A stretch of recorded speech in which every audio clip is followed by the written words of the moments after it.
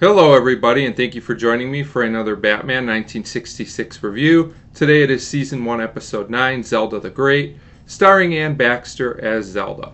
And I have to say, this is a little bit different than most of the Batman episodes so far. It does have a little bit of a campy element to it, but for the most part it's more of a straight-on, a little bit more serious detective story. And while some who are fans of the show might not be able to get into it as much as some other episodes, I appreciated it for what it was. And Anne Baxter, who's always been one of my favorite classic actresses, gives an excellent performance, and I think she is the reason that this episode is worth watching, both parts, 1 and 2.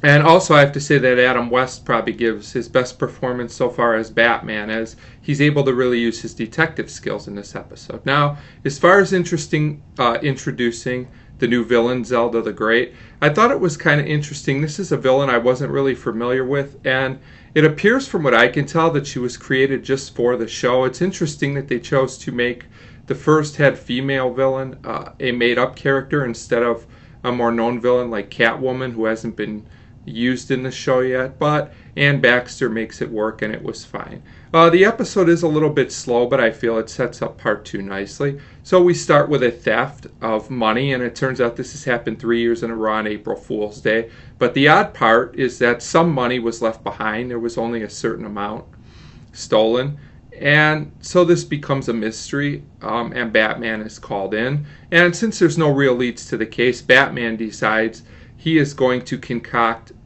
a fake kind of notice in the paper about how the money is counterfeit and see if the criminal falls for it and makes another move from there so he can catch them. So that was clever. He also concludes through some nice detective work that the criminal was a woman. So like I said, nice to see him use his detective skills.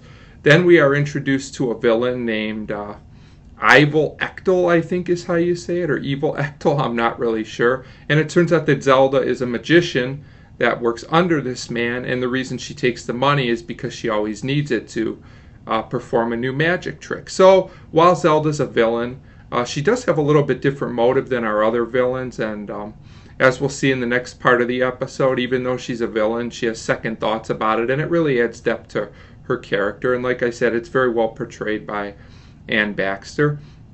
So at this point, we learn that there's this new cabinet trick, and she needs the money for it. It's supposed to be escape proof, and she doesn't know how to get out of it. And Mr. Ectel basically tells her that she'll need the real money for this, as he does think it's counterfeit. He falls for it. So she's desperate now, and she's supposed to steal an emerald that's worth a lot of money to do this. So Batman is onto this, and Zelda disguised as an elderly lady, which isn't very convincing, I have to say. I did think that was kind of humorous.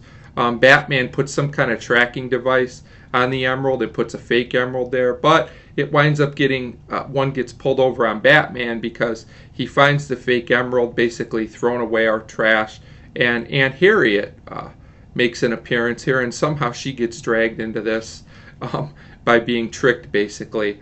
And now she's being held by Zelda, and Zelda wants to trade money, basically for Aunt Harriet, kind of like a ransom. So Zelda's pretty smart here. So this cliffhanger gives us Aunt Harriet, a new character to be in peril, which I appreciated. So like I said, overall, this isn't a great episode.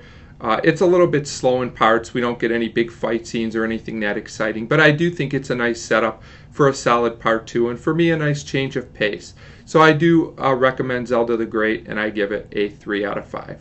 So an episode worth watching. If you're willing to watch an episode that has a little bit different tone to it, I recommend it. So a 3 out of 5 for Zelda the Great, and as always, thank you very much for watching.